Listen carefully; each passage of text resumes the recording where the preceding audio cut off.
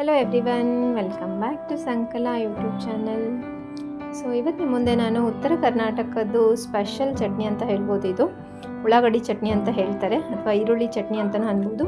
ನಾನು ಇವತ್ತು ಮಾಡ್ತಿರೋಂಥ ಉಳ್ಳಾಗಡ್ಡಿ ಚಟ್ನಿ ಇದು ಮಾವಿನಕಾಯಿ ಜೊತೆ ಕಾಯಿ ಇರುತ್ತಲ್ವ, ಮಾವಿನಕಾಯಿ ಜೊತೆ ಯಾವ ಥರ ಉಳ್ಳಾಗಡ್ಡಿ ಚಟ್ನಿ ಅಥವಾ ಈರುಳ್ಳಿ ಚಟ್ನಿ ಮಾಡೋದಂತ ಹೇಳಿಬಿಟ್ಟು ತೋರಿಸ್ಕೊಡ್ತೀನಿ. ಸೊ ಈ ಚಟ್ನಿನ ನಾವು ಬಿಸಿ ಬಿಸಿ ಜೋಳದ ರೊಟ್ಟಿ ಅಥವಾ ಖಡಕ್ ಜೋಳದ ರೊಟ್ಟಿ ಜೊತೆ ತಿನ್ನೋಕ್ಕೆ ಸಖತ್ ಟೇಸ್ಟಿಯಾಗಿರುತ್ತೆ.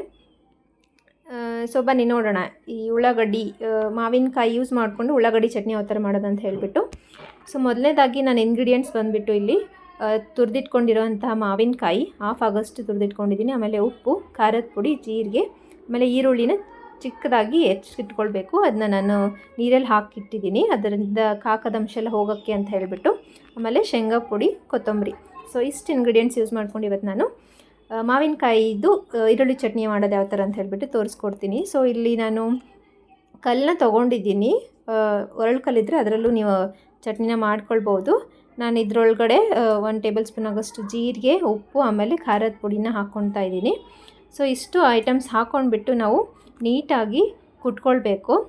ಅದು ಫೈನ್ ಪುಡಿ ಥರ ಆಗಬೇಕು, ಜೀರಿಗೆ ಎಲ್ಲ ಚೆನ್ನಾಗಿ ಹರ್ಕೊಳ್ಬೇಕು ನಾವು ಈ ಕಲ್ಲೊಳಗಡೆ. ಸೊ ನೋಡಿದ್ರಲ್ವ ಯಾವ ಥರ ಪುಡಿ ಆಗಿದೆ ಅಂತ ಹೇಳಿಬಿಟ್ಟು. ಸೊ ಈ ಪುಡಿಗೆ ನಾವು ಇವಾಗ ಶೇಂಗಾ ಪುಡಿನೂ ಮಿಕ್ಸ್ ಮಾಡ್ಕೊಳ್ಳೋಣ. ಕಡಲೆ ಬೀಜ ಪೌಡರ್ ಅಂತಲೂ ಹೇಳ್ತಾರೆ. ಸೊ ಅದನ್ನ ನಾನು ಇದ್ರೊಳಗಡೆ ಹಾಕ್ಕೊಂಡ್ಬಿಟ್ಟು ತಿರ್ಗಾ ಇದನ್ನ ಸಣ್ಣ ಮಾಡ್ಕೊಳ್ತಾ ಇದ್ದೀನಿ. ಯೂಶ್ವಲಿ ಈ ಪೌಡರ್ ನಾವು ಮಿಕ್ಸಿಗೂ ಹಾಕ್ಕೊಳ್ಬೋದು, ಬಟ್ ಮಿಕ್ಸಿಗೆ ಹಾಕ್ಕೊಂಡ್ರೆ ಕಲ್ಲಲ್ಲಿ ಕುಟ್ಟಿರೋ ಅಂಥ ರುಚಿ ಬರಲ್ಲ. ಇದೊಂಥರ ಹಳ್ಳಿ ಶೈಲಿಲಿ ಅಂತಲೂ ಹೇಳ್ಬೋದು. ಊರ ಸೈಡೆಲ್ಲ ಕಲ್ಲಲ್ಲಿ ಒರಳ್ಕಲ್ಲು ಅಂತ ಹೇಳ್ತಾರಲ್ವ, ಒರಳ್ಕಲ್ಲು ಅದರೊಳಗಡೆ ಚಟ್ನಿ ಏನಾದರೂ ರುಬ್ಬೋದಿದ್ರೆ ಕೊಡ್ತಾರೆ. ಬಟ್ ನಾನು ಅದಿಲ್ಲ, ಚಿಕ್ಕದಾಗಿರೋಂಥ ಕಲ್ಲಲ್ಲೇ ನಾನು ಚಟ್ನಿನ ಮಾಡ್ಕೊಳ್ತಾ ಇದ್ದೀನಿ. ಅದಕ್ಕೆ 1 ಚಿಟಿಕೆ ಆಗೋಷ್ಟು ಬೆಲ್ಲನೂ ಸಹ ಆ್ಯಡ್ ಮಾಡ್ಕೊಂಡಿದ್ದೀನಿ.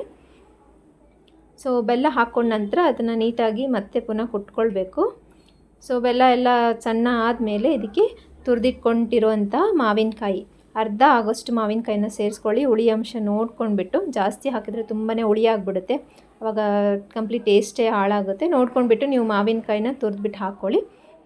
ಸೊ ಮಾವಿನಕಾಯಿ ಸೇರಿಸಿದ ನಂತರ ಮತ್ತೆ ಇದು ಪುಡಿ ಜೊತೆ ನಾವು ಚೆನ್ನಾಗಿ ಹರ್ಕೊಳ್ಬೇಕು. ಅದು ಪುಡಿ ಮತ್ತು ಮಾವಿನಕಾಯಿ ಎಲ್ಲ ನೀಟಾಗಿ ಮಿಕ್ಸ್ ಮಾಡ್ಕೊಳ್ಬೇಕು. ಇಲ್ಲಿ ನೋಡ್ತಾ ಇದ್ರಲ್ಲ, ಈ ಥರ ಚಟ್ನಿ ಕನ್ಸಿಸ್ಟೆನ್ಸಿ ಬಂದಿದೆ. ಸೊ ಇದಾದ ನಂತರ ಈರುಳ್ಳಿನ ನೀಟಾಗಿ 1 2 3 ಟೈಮ್ ವಾಶ್ ಮಾಡ್ಕೊಂಡ್ಬಿಟ್ಟು ಈ ಚಟ್ನಿ ಏನು ರೆಡಿಯಾಗಿರುತ್ತಲ್ವ, ಮಾವಿನಕಾಯಿ ಶೇಂಗಾ ಪುಡಿ ಚಟ್ನಿ, ಅದಕ್ಕೆ ನಾವು ಈರುಳ್ಳಿನ ಆ್ಯಡ್ ಮಾಡ್ಕೊಳ್ಬೇಕು. ಸೊ ಈರುಳ್ಳಿನ ಡೈರೆಕ್ಟಾಗಿ ಆ್ಯಡ್ ಮಾಡಿಬಿಟ್ಟು ಮಿಕ್ಸ್ ಮಾಡಿಕೊಂಡು ಇದು ಮಾಡ್ಬೋದು. ನಾನು ಈರುಳ್ಳಿ ಹಾಕಿಬಿಟ್ಟು 1 ರಿಂದ 2 ನಿಮಿಷದವರೆಗೂ ಕಲ್ಲೊಳಗಡೆ ನೀಟಾಗಿ ಪುನಃ ಹರ್ಕೊಳ್ತಾ ಇದ್ದೀನಿ. ಸೊ ಹಾಗಿದ್ರೆ ಅದು ಖಾರ ಉಪ್ಪಿನ ಅಂಶ ಈರುಳ್ಳಿ ಜೊತೆ ಚೆನ್ನಾಗಿ ಬೆರೆತು ತುಂಬ ಚೆನ್ನಾಗಿ ಟೇಸ್ಟ್ ಕೊಡುತ್ತೆ ಖಾರ. ಸೊ ನೋಡಿದ್ರಲ್ವ, ಈ ಥರ ಫೈನಲಾಗಿ ಈರುಳ್ಳಿ ಮಾವಿನಕಾಯಿಯಿಂದ ಮಾಡಿರೋ ಈರುಳ್ಳಿ ಚಟ್ನಿ ರೆಡಿ ಆಯಿತು. ನೋಡಿದ್ರೇ ಬಾಯಲ್ಲಿ ನೀರು ಬರ್ತಾಯಿತ್ತು. ಟೇಸ್ಟು ಸಹ ಅಷ್ಟೇ ಚೆನ್ನಾಗಾಗಿತ್ತು. ಇದನ್ನ ಬಿಸಿ ಬಿಸಿ ಜೋಳದ ರೊಟ್ಟಿ ಜೊತೆ ಸರ್ವ್ ಮಾಡಿದ್ರೆ ಸಖತ್ ಟೇಸ್ಟಿಯಾಗಿರುತ್ತೆ. ಹೋಪ್ ನಿಮಗೆ ಇದು ಮಾವಿನಕಾಯಿ ಯೂಸ್ ಮಾಡಿಕೊಂಡು ಈರುಳ್ಳಿ ಚಟ್ನಿ ರೆಸಿಪಿ ಇಷ್ಟ ಆಯಿತು ಅಂತ ಅಂದ್ಕೊಳ್ತೀನಿ. ನಿಮಗೆ ಇನ್ನೊಂದು ವೆರೈಟಿ ಅಂದರೆ ಈರುಳ್ಳಿನ ಫ್ರೈ ಮಾಡಿಕೊಂಡು ಸಹ ಈ ಚಟ್ನಿನ ಮಾಡ್ಬೋದು. ನಾನು ಇವತ್ತು ಹಸಿ ಈರುಳ್ಳಿನೇ ಯೂಸ್ ಮಾಡ್ಕೊಂಡ್ಬಿಟ್ಟು ಯಾವ ಥರ ಮಾವಿನಕಾಯಿ ಈರುಳ್ಳಿ ಚಟ್ನಿ ಮಾಡೋದು ಅಂತ ಹೇಳಿಬಿಟ್ಟು ತೋರಿಸ್ಕೊಟ್ಟಿದ್ದೀನಿ. ಹೋಪ್ ನಿಮಗೆ ಈ ರೆಸಿಪಿ ಇಷ್ಟ ಆಯಿತು ಅಂತ ಅಂದ್ಕೊಳ್ತೀನಿ. ಇವಾಗ ಮಾವಿನಕಾಯಿ ಸೀಸನ್ ಬೇರೆ. ಸೊ ಯಾವತ್ತಾದರೂ ಚಟ್ನಿ ಟ್ರೈ ಮಾಡಬೇಕಾದ್ರೆ ಈ ಥರ ಚಟ್ನಿ ರೆಸಿಪಿನ ಮನೇಲಿ ಟ್ರೈ ಮಾಡಿ ಅಂತ ಹೇಳ್ತಾ ನಾನು ಈ ವ್ಲಾಗ್ನ ಇಲ್ಲಿಗೆ ಕಂಪ್ಲೀಟ್ ಮಾಡ್ತಾಯಿದ್ದೀನಿ. ಯಾರ್ಯಾರು ಚಾನಲ್ ಸಬ್ಸ್ಕ್ರೈಬ್ ಮಾಡಿಲ್ಲ ಮಾಡ್ಕೊಳ್ಳಿ ಅಂತ ಹೇಳ್ತಾ, thank you for watching this video.